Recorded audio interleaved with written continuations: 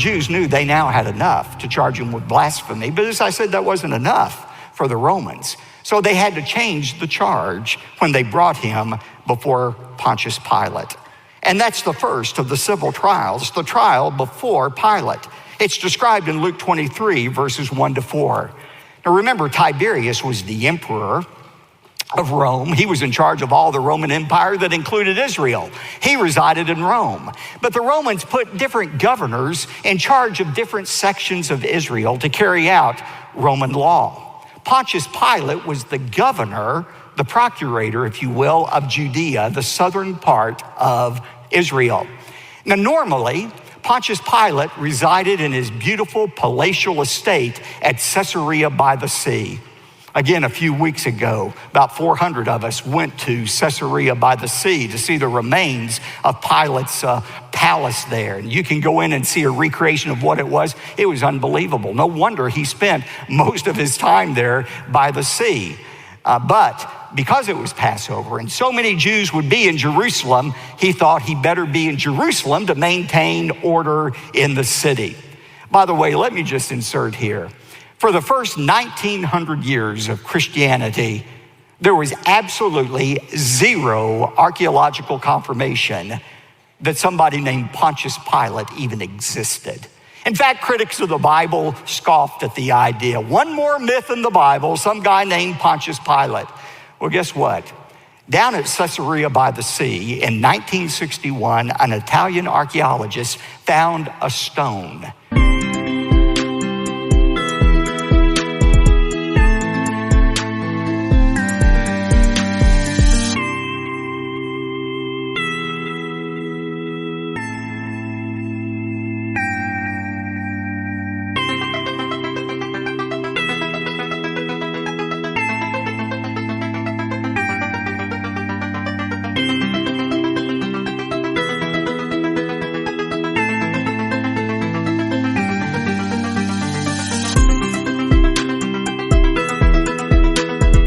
We call it today the Pilate Stone, that in fact noted that the governor of Judea during the time of Christ, the very years of Christ, was a man named Pontius Pilate.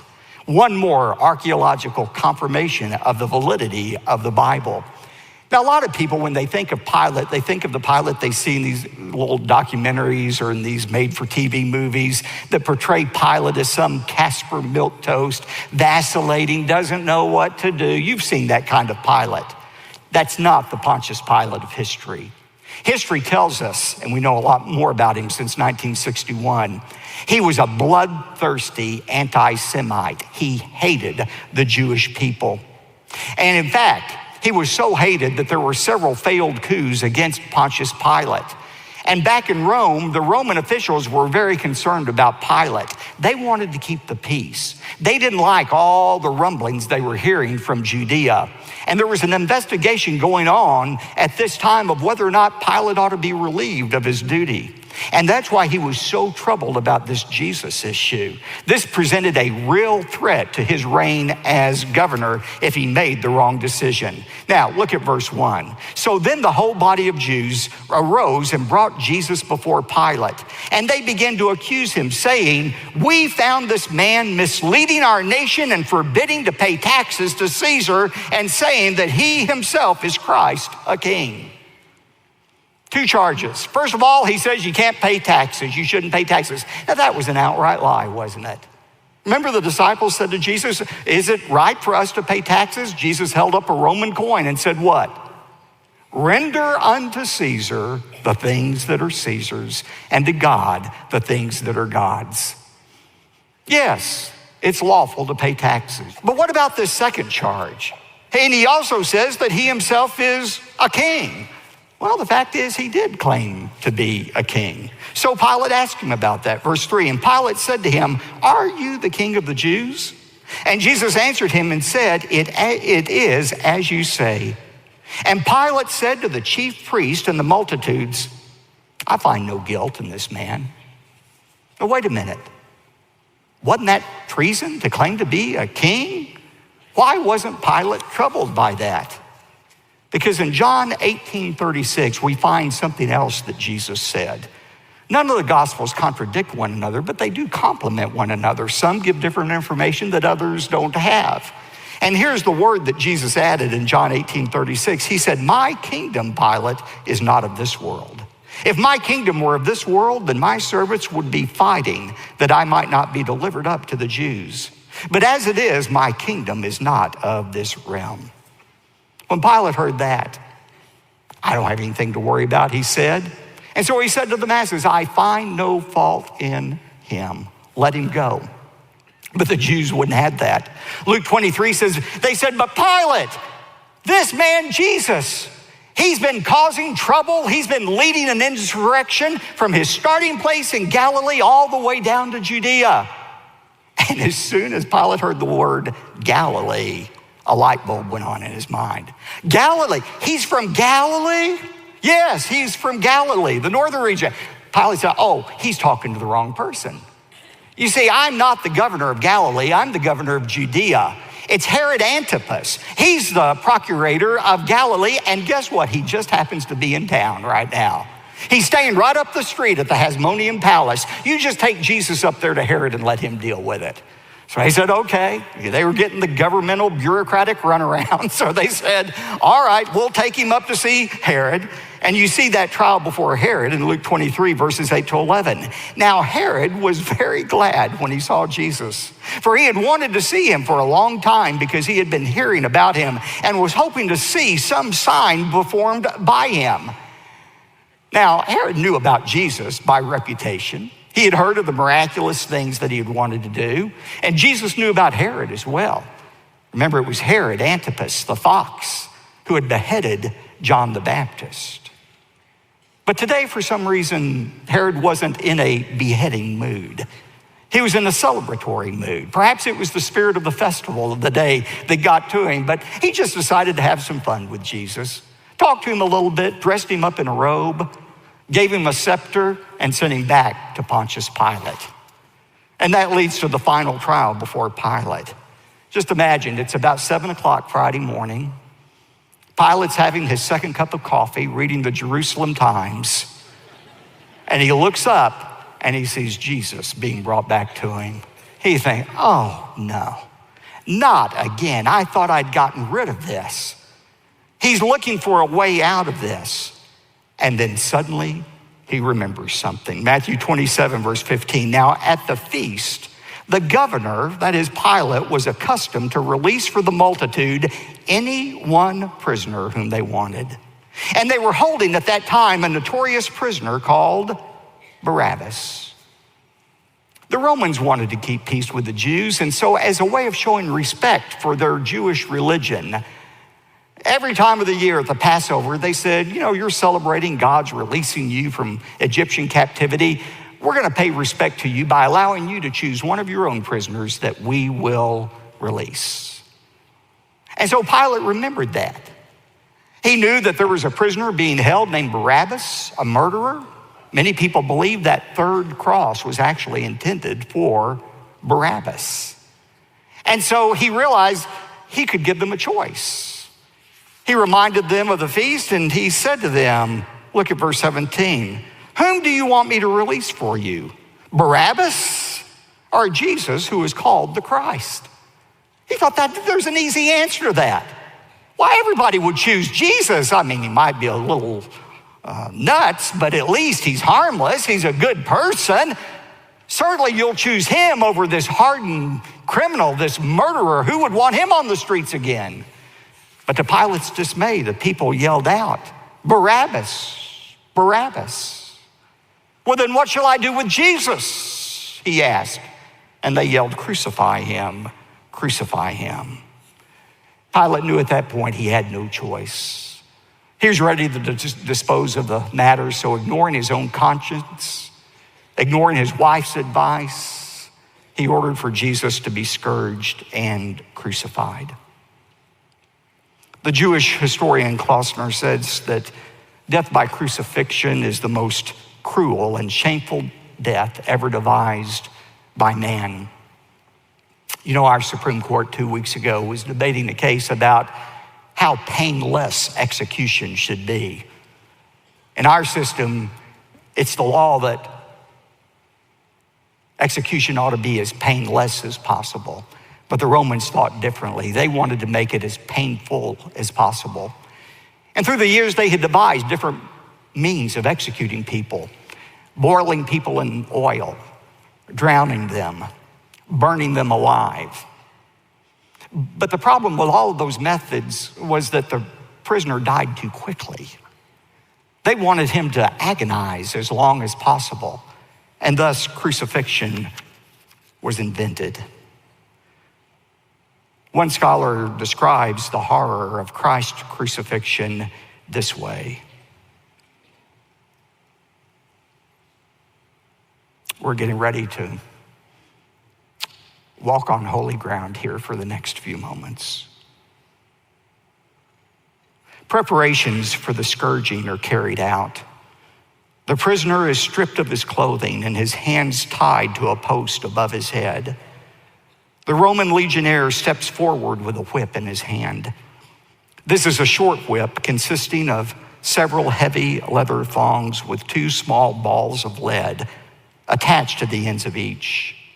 The heavy whip is brought down with full force again and again across Jesus' shoulders, back, and legs. At first, the heavy thongs cut through the skin only. Then, as the blows continue, they cut deeper into tissues, producing first an oozing of blood from the capillaries and veins of the skin, and finally spurting arterial bleeding from vessels and the underlying muscles. The small balls of lead first produce sharp, deep bruises which are broken open by subsequent blows. Finally, the skin of the back is hanging in long ribbons, and the entire area is unrecognizable as a mass of torn, bleeding tissue. When it's determined by the centurion in charge that the prisoner is near death, the beating is stopped. The heavy beam of the cross is then tied across his shoulders, and the procession of the condemned Christ, 2 thieves, and the execution detail begins its slow journey. The weight of the heavy wooden beam, together with the shock produced by copious blood loss, is too much. Jesus stumbles and falls. The rough wood of the beam gouges into the lacerated skin and muscles of his shoulders. He tries to rise, but human muscles have been pushed beyond their endurance. At Golgotha, the beam is placed on the ground, and Jesus is quickly thrown backward with his shoulders against the wood. The legionnaire feels for the depression at the front of Jesus' wrist. He drives a heavy, square wrought iron nail through the wrist and deep into the wood. Quickly, he moves to the other side and repeats the action, being careful not to pull the arms too tightly, but to allow some movement. The beam is then lifted in place at the top of the posts, and the sign reading, Jesus of Nazareth, King of the Jews, is nailed into place. As the arms fatigue, great waves of cramps sweep over the muscles, knotting them in deep, relentless, throbbing pain. With these cramps come the inability to push himself upward. Hanging by his arms, the pectoral muscles are unable to act. Air can be drawn into the lungs, but it cannot be exhaled. Jesus fights to raise himself in order to get even one short breath. Finally, the carbon dioxide builds up in the lungs and in the bloodstream, and the cramps partially subside. Spasmodically, he is able to push himself upward to exhale. Hours of this limitless pain, cycles of twisting, joint cramps, intermittent partial asphyxiation, searing pain as tissue is torn from his lacerated back as he moves up and down against the rough timber. He can feel the chill of death creeping through his tissues. With one last surge of strength, he once again presses his torn feet against the nail, straightens his legs, takes a deeper breath, and utters his 7th and last cry. Father, into thy hands I commit my spirit. And for those 6 hours, he looked down at the crowd and he said to his father, "Father, forgive them, for they do not know what they are doing." There were two men that Good Friday who experienced Christ's forgiveness. One we all know, the thief on the cross who was next to Jesus, who said, "Lord, remember me when you come into your kingdom." And Jesus said to him, "Today you will be with me."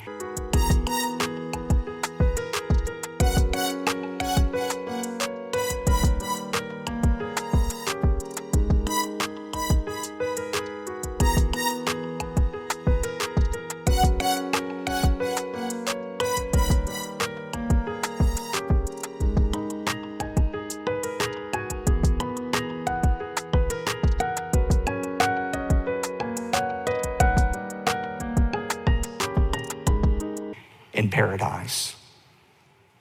But the first person who in history ever experienced Christ's substitutionary death for him was that prisoner, Barabbas. In his book, The Darkness and the Dawn, Chuck Swindoll uses his imagination based on historical fact to recreate what actually happened with Barabbas. Remember, Jesus was standing before Pilate in the open courtyard at Antonio's fortress. About 2,000 feet away, one level below, Barabbas was being held as a prisoner in that very same facility. Because of his distance away from Pilate and Jesus, obviously, Barabbas could not hear anything Pilate was saying, but he could hear the roar of the crowd. For example, when Pilate said to the crowd, "Whom would you like me to release, Jesus or Barabbas?" Barabbas didn't hear that question, but he did hear the crowd starting to yell his name, "Barabbas, Barabbas, Barabbas." Perhaps hope began to swell in his own heart as he thought, maybe finally the Jews are getting the courage to lead an insurrection against these Roman captors. And maybe they're calling for me to lead the revolt. Barabbas, Barabbas, Barabbas. But Barabbas didn't hear the next question. What should I do with Jesus? But then he heard the crowd yell, "Crucify him, crucify him, crucify him." All Barabbas could hear was, "Barabbas, Barabbas, Barabbas, crucify him, crucify him, crucify him." A short time afterwards, he heard those dread footsteps against the pavement of the Roman soldiers approaching him. He knew what was ahead, the horrible death he was about to entail. But imagine his surprise when the prison door was flung open. The soldier grabbed Barabbas by the shoulder and said, "You are free. Get out of here." Another man, Jesus, is dying in your place. Jesus died that day, not only in the place of Barabbas, but in the place of you and me. In some inexplicable way, when Jesus died on the cross, he experienced the wrath, the punishment of God that you and I deserve. 2 Corinthians